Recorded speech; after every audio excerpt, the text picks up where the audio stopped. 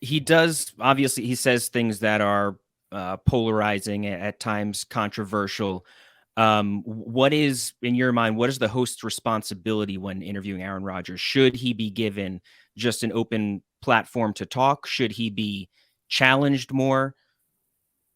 I mean, I think it depends on the topic, and I think it depends on the relationship, and I think it depends when you're doing the interview. I mean, yeah, if there's something that's worthy of being challenged, then of course.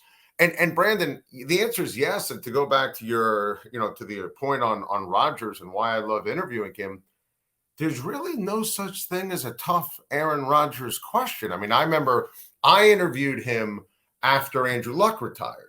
And I was able to ask him about his future and his career. And, he gave me a great quote about the back nine of his career. And, he's the best. Like, I just think when it comes to interviewing Rodgers, I don't script anything or take any notes because you have to listen. Yeah. Because as long as you listen, yeah, the responsibility. And, I think sometimes, and, I know the whole everything with the vaccine with McAfee. Listen, Pat McAfee's phenomenal. And Pat did a great job, and he does a great job with every Aaron Rodgers interview. And he gets Aaron Rodgers. And sometimes, I think that criticism is absolutely insane.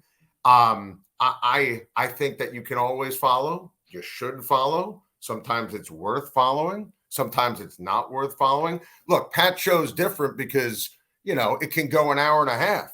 Right. I had Rodgers for 27 minutes. That's also during the offseason.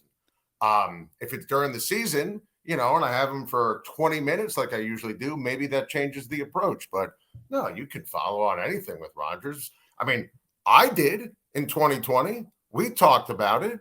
It was written up in terms of, conversations with him and the MVP vote and whether or not he thought he would get it based upon the fact that, he wasn't vaccinated. So I think you could ask Aaron Rodgers anything about anything.